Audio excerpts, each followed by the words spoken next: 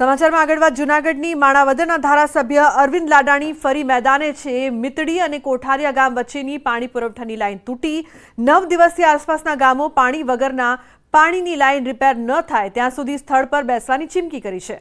અધિકારીઓ દ્વારા તાત્કાલિક કામગીરી શરૂ કરી ગઈકાલે પણ રોડ પર ભર્યો હતો। જતના દરબાર પાલિકા સામે ભ્રષ્ટાચારના આક્ષેપ સાથે અધિકારીઓનો લીધો હતો ઉધડો। तो महत्वનું છે કે માણાવદરના ધારાસભ્ય ફરી મેદાને આવ્યા છે। જે પ્રકારથી લોકોને પાણીની સમસ્યાનો સામનો કરવો પડી રહ્યો છે ત્યારે એમએલએની એક્શન સામે આવી છે। આજના અને ગઈકાલના દ્રશ્યો છે। ગઈકાલે લોકો જે પ્રકારથી પોતાની સમસ્યા વર્ણવી રહ્યા હતા ત્યારે એમએલએ મેદાને આવ્યા છે। માણાવદરના ધારાસભ્ય દ્વારા આ વાત કરવામાં આવી છે કે લોકોની સમસ્યા છે તેનું જલ્દી નિરાકરણ કરવામાં આવે।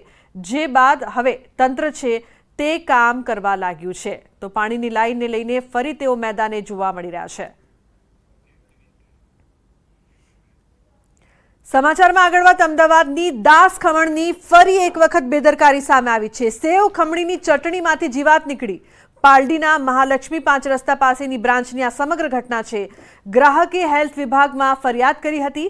અગાઉ પણ દાસ ખમણની બેદરકારી થઈ છે છતી દાસ ખમણની અલગ અલગ બ્રાન્ચમાં અગાઉ સીલ કરવા સુધીના પગલાં પણ લેવાયા છે। ત્યારે એકવાર ફરી તેવી જ ઘટના સામે આવી છે। ગ્રાહકે આ અંગે હેલ્થ વિભાગમાં ફરિયાદ પણ કરી છે।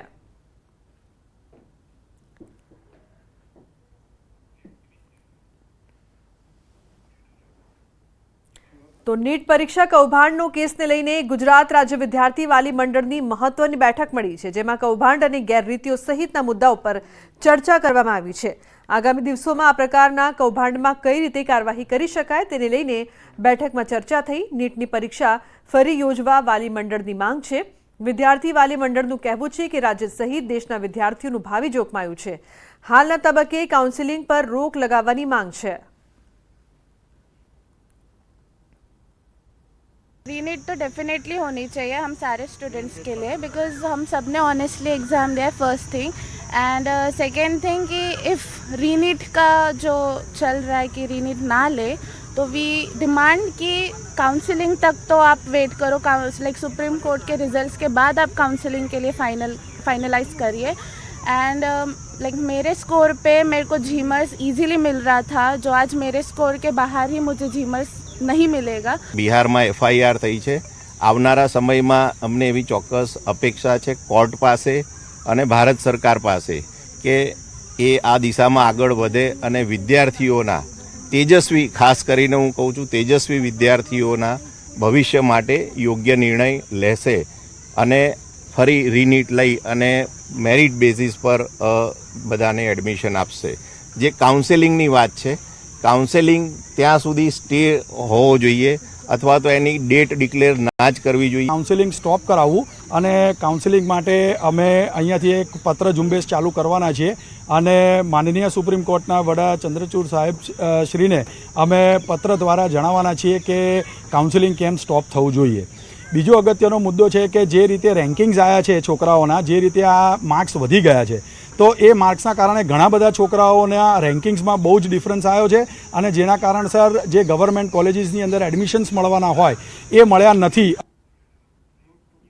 સમાચારનો પ્રવાહ યથાવત રહેશે। હાલ રોકાઈશું એક બ્રેક માટે। આપ જોતા રહો ન્યૂઝ 18 ગુજરાતી।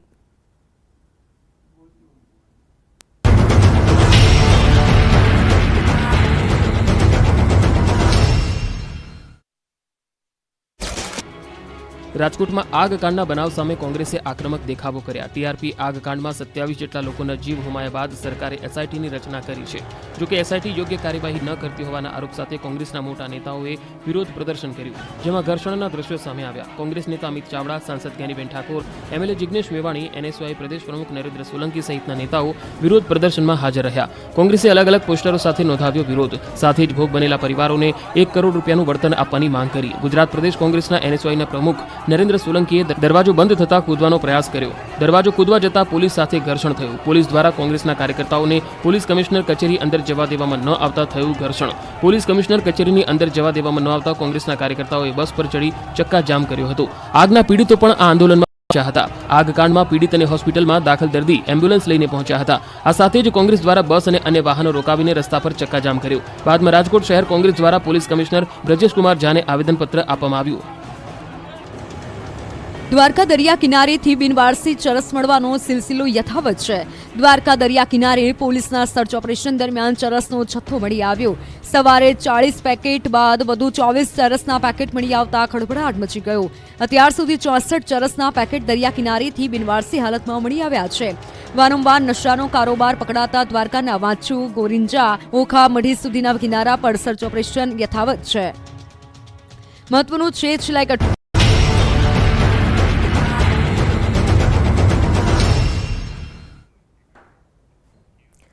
Welcome back. સમાચારમાં આગળ વાત વડોદરાની તાંદલજા રોશનનગરમાં રસ્તા બાબતે બબાલ થઈ છે.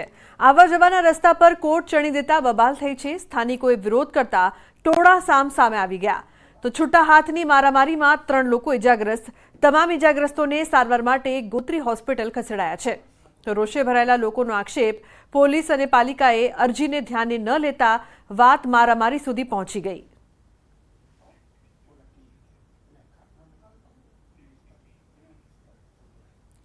અન્ય સમાચારની વાત કરીએ તો વડોદરામાં ગુરુ શિષ્યના સંબંધને લાંછન લગાવતી ઘટના સામે આવી છે.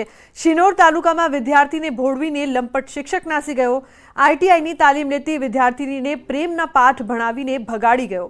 તો શિક્ષક આ કૃત્ય સામે આવ્યું છે. ઘરેથી ગુમ થયેલી વિદ્યાર્થીનીએ બમણી ઉંમરના શિક્ષક સાથે પ્રેમ લગ્ન કર્યાનો ખુલાસો. વિદ્યાર્થીનીએ પોતાના ભાઈના ફોન પર લગ્નનો મેસેજ મોકલતા પરિવારના પગ નીચેથી જમીન સરકી ગઈ. વિદ્યાર્થીનીના પરિવારજનોએ શિનોર આઈટીઆઈ પર પહોંચીને રોષ ઠાલવ્યો છે. તો વિદ્યાર્થીની સાથે લગ્ન કરનાર શિક્ષક બ્રિજેશ કુમાર પરમાર હોવાનું સામે આવ્યું. વિદ્યાર્થીનીના ભાઈએ શિક્ષક પરિણીત હોવાનો પણ આક્ષેપ કર્યો છે. ન્યાયની અપેક્ષા સાથે શિનોર પોલીસ સ્ટેશન પહોંચ્યો છે પરિવાર. ટીચર જે કંઈક બહેલાવી ફૂસલાવીને મારી બેનને ખબર નહીં કેવી રીતે બહેલાવી ફૂસલાવી અને એને જોડે રજીસ્ટર કરી છે. અને પહેલેથી એ ટીચર જે છે એ પરિણીત હતા. હવે મારી બેનને એ ખ્યાલ છે નથી, એ કંઈ ખ્યાલ નથી અને મારી બેનને આવી રીતે બહેલાવી ફૂસલાવીને એ રજીસ્ટર કર્યું છે. અને આજે એમનો મેસેજ આવે છે એવી રીતે કે ભાઈ આવી રીતે રજીસ્ટર કર્યું છે. હવે એ મેસેજ મારી બેને કરે છે એ કે સાહેબે કરે છે એ પણ અમને ખ્યાલ નથી. મારી બેન સુરક્ષિત છે નથી એ પણ મને ખ્યાલ નથી. એ ગુરુ જ આજે જો વિદ્યાર્થી જોડે આવું કરે છે તો અમારી છોકરીઓ જે સુરક્ષિત છે આ સમાજમાં અમારા છોકરાને ભણાવવી જોઈએ કે ના ભણાવવી જોઈએ. હવે સમાચારમાં આગળ વાત ભાવનગરમાં સતત બીજા દિવસે વરસાદી માહોલ જોવા મળી રહ્યો છે. ગારિયાધાર પંથકમાં મેઘાની ધમાકેદાર એન્ટ્રી. તો મોરબા, સાડખાખરા, સુખપર સહિતના ગામોમાં વરસાદ. ઉપરવાસમાં વરસાદથી શેત્રુંજી નદીમાં નવા નીરની આવક નોંધાઈ છે.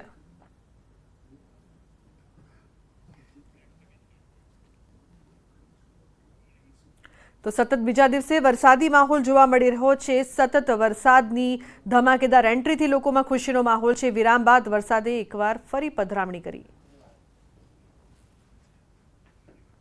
તો મહત્વનું છે કે વરસાદથી શેત્રુંજી નદીમાં નવા નીરની આવક પણ નોંધાઈ છે. ગરમીથી પણ લોકોને રાહત મળી છે.